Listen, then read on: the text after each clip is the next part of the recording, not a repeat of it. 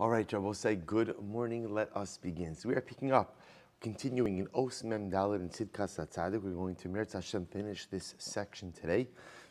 A really incredible and beautiful section. So remember again, yesterday we spent a significant amount of time on the Gemara Maseches Sukkah, the story with Abaye, where Abaye was confronted, or Abaye saw a situation where he saw someone exhibit self-control, self-restraint, and not sin. And Abaye said to himself, had I been in that same situation, I don't believe that I could have exhibited that same level of self-control or self-restraint. And Abaye was very upset, very disappointed in himself.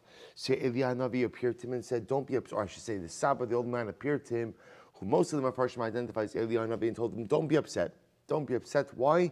Because ultimately, again, the concept of Kala Gadol Mechavero, the greater you are, the greater your Yetzer Hara. The greater you are, the greater Yetzer Hara. And this, of course, fits into Reb Tzaddik's general theme that sometimes we take the presence of the Yetzer Hara. That sometimes I assume that the fact that I struggle with my internal pushes and pulls to be demonstrative of some type of spiritual failure. As if I was at a higher level, if I was truly righteous, I wouldn't have these struggles. The reason I have them is because I'm not holding on the right level. And Reb Tzaddik says that's not true. That's not true. Meaning ultimately, again, the stronger you are, the greater you are, the holier you are, the more intense your Yetzer Hara. For a very simple reason. Because says Reb Tzaddik, remember Yetzer Hara, Yetzer Tov are two sides of the same coin, right? My push, the energy I use to do good, and the energy, unfortunately, I sometimes use in a lustful, inappropriate way. It's all the same energy. So obviously, the more energy I have for good, by definition, the greater the potential for Yetzer Hara as well. So we'll say, Rav Tzaddik then continues on page Kuf Aleph, on the right-hand column in the Be'orei Chasidus, he says, V'al zeh amru Chazal, this is what Chazal meant when they said, Dila asid lavo, that in the future, reference to Mashiach, so to appreciate this, take a look at footnote Shin Tzadik Tes. So in footnote Shin Tzadik Tes, Reb Tzaddik quotes the Gemara. We'll say it's the same Gemara. The same Gemara in Sukkah, which discusses this story with Abaye, also discusses this particular episode. So the Gemara says, footnote Shin Tzadik Tes, big Gemara, La Asid Lavo, Mevi HaKadosh Baruch Hu liyitzar b'shochto b'fnei hatzadikim or b'fnei Hashem. We'll say this is actually quite beautiful, right? La'asid lavo, in the future, right, in the Messianic era, HaKadosh Baruch Hu is going to go ahead and take the Yetzer Hara, and he's going to shecht it, he's going to slaughter it. And he's going to slaughter it in front of the righteous and in front of the wicked, in front of the tzadikim and in front of the Rishaim. Tzadikim nidme lahem kehar gavoa. We'll say this is so beautiful. Tzadikim, the Yetzer Hara will look like a very tall mountain. Urishaim nidme lohem kichut hasara.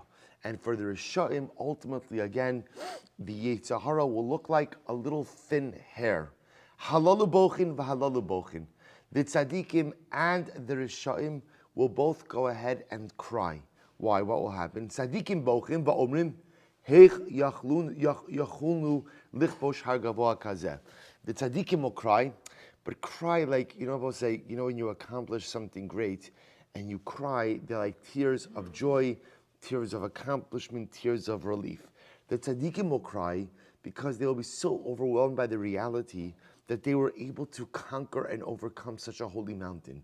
Urisha'in bochen, the wicked will also cry, va'omrim, heich lo yachlunu lichbosh eschot asayra hazeh. The wicked will also cry, and they'll cry because they'll say to themselves, how could we have not overcome such a small and insignificant challenge?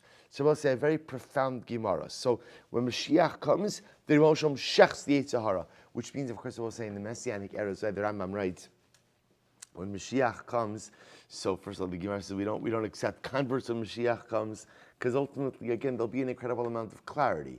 And with that clarity, to a certain degree, becomes the slaughter of the Yetzer Hara. And when that happens, everyone cries. The tzaddikim cry because they see the enormity of the Yetzer Hara, and they cry tears of joy, and they wonder, how are we able to overcome this incredible challenge? The Rishaim cry because they see how easily the Yetzer Hara could have been slaughtered, and they wonder, how could we not have overcome this ourselves before Mashiach came. So now Reb Tzaddik says, now we understand the meaning of this, Rabbi say. Reb Tzaddik writes back up to the Be'urei Chasidus. Reb Tzaddik writes, he says, he just quotes the Gemara in the right-hand column. He says, when the Baruch Hu will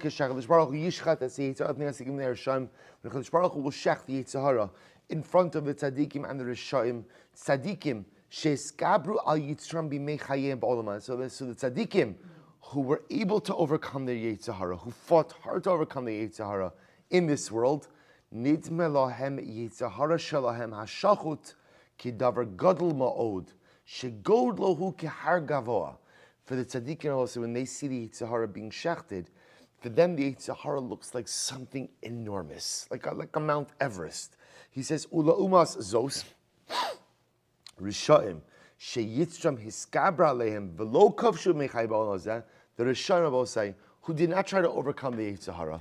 The Rishaim, again, who did not try to put in the effort to overcome their inclinations, ultimately, again, nidme lahem az kinishchat ki davar katan ma'od. The Yitzhahara looks like something very small, very insignificant. Shegod lahu rak ki chut hasara. It looks so small and insignificant, like a little hair's breadth. V'dimyon shnehem eno sheker. So says Reb Tzaddik, they're both right. So I'll say, so which one is it? Is the Yitzhahara like a tall, overwhelming mountain? Is the Yitzhahara Mount Everest? Or is the Yitzhahara like a little hill? So remember again, both say when the tzaddikim see the Yitzhahara, they see Mount Everest. But yet again, they cry tears of joy because they scaled Mount Everest. What makes the tzaddik is that he tries to overcome his Yitzhahara. Yet the Rishaim see it, and for the Rishaim, the Yitzhahara just looks like a little, what do you call it? A little hill, right? A molehill, right? A little nothing, a little bump. And they cry because, why didn't we just try harder? Why didn't we just try to overcome this before Mashiach came? So Reb Tzaddik essentially said, who's right? Is the Yitzhahara Mount Everest, or is the Yitzhahara the molehill? To which ultimately Reb Tzaddik says, yes, they're both correct. It's all just a question of the perspective you come from. Look where Reb Tzaddik writes. He says, V'dimyon shneim eno sheker. They're both correct. It's not sheker, neither of them are false. Al af shehu nira leineim kishnei tzuros hafuchos lechalukin. Rak shneihen yihiyu roan es koach yitzhak. If you have a say, what did Reb Tzaddik say? The greater you are, the stronger your Yitzhahara. So for the tzaddik, who has an incredible koach and an incredible strength to do good, that same koach, it's two sides of the same coin. The tzaddik, his Yitzhahara, ultimately again is a mountain. But for the tzaddik, his Yitzhahara is Mount Everest. And I both say, this sounds a little bit counterintuitive because we often assume in the realm of ruchnius, in the realm of spirituality, that the holier you are, the easier things get. And it's not true, says Reb Tzaddik.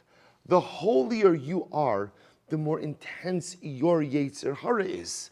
The holier you are, the more intense your challenge. And I will say, please understand, this is so validating because sometimes we work really hard on ourselves. I work really hard on myself, and then what happens? I fail. I do something really inappropriate. And I wonder, how did this happen? How did this happen? I understand if I wasn't working on myself. I understand if I wasn't growing, how I make a mistake like this. But I'm working. I'm trying. I'm making strides. And then suddenly this thing happens. I engage in this action. I do this thing, which is so wildly inappropriate and just so out of character where I'm holding. Where does this come from? And Reb Tzaddik says it makes perfect sense. That's the way life works. The stronger you are, the stronger Yitzhahara is. It's all the same energy.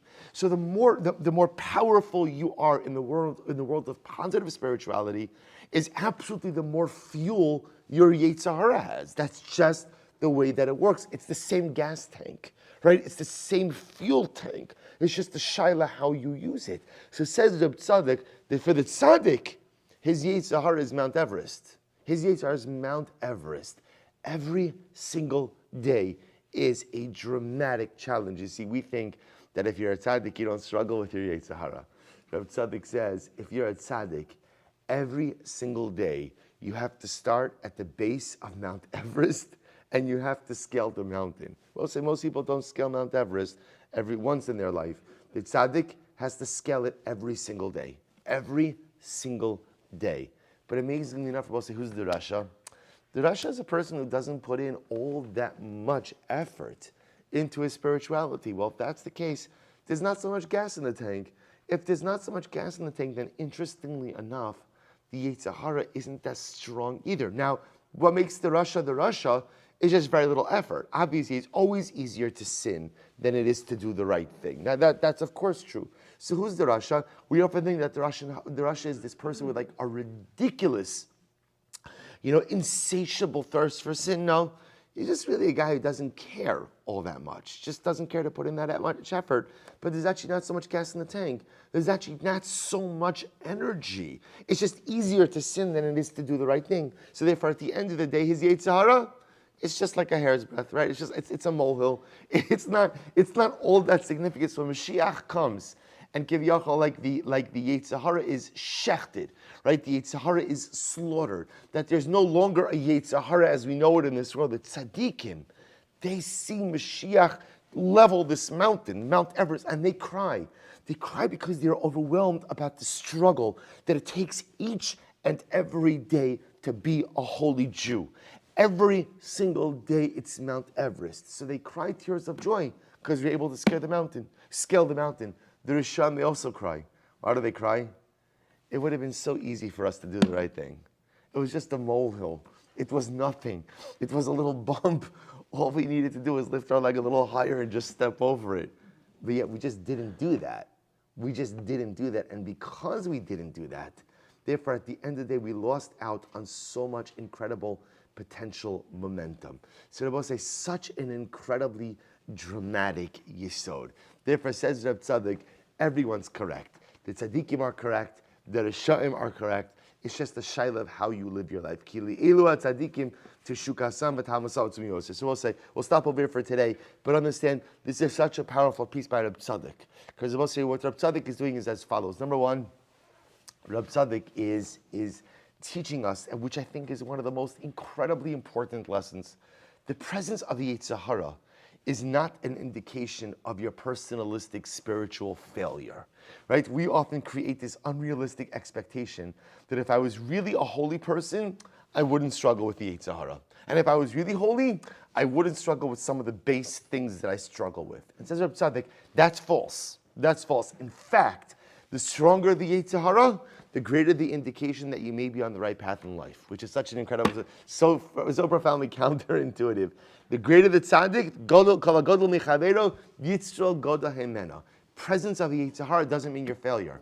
Presence of the Yetzer Hara means there's a lot of gas in the tank. Maybe you have to figure out how to use it a little bit better. Maybe you have to figure out how to channel it a little better. But l'maisa, again, there's a lot of energy there. The shaila just is how I choose to direct it. And ultimately, when Mashiach comes, and I will say, when Mashiach comes, and kind of like we get to see the curtain is pulled back, and we get to see how things work. And Mashiach kiviyachol shechts the Yetzer Hara. The Yetzer Hara is removed from us, removed from this world. The tzaddikim will cry tears of relief because they scaled Mount Everest each and every day. And the Rishon will cry also because the truth is, with just a little bit of effort, I could have lived such a more impactful and meaningful life. All right, so we'll stop over here. Hashem will continue with Os Mem Hey. Shkoyach.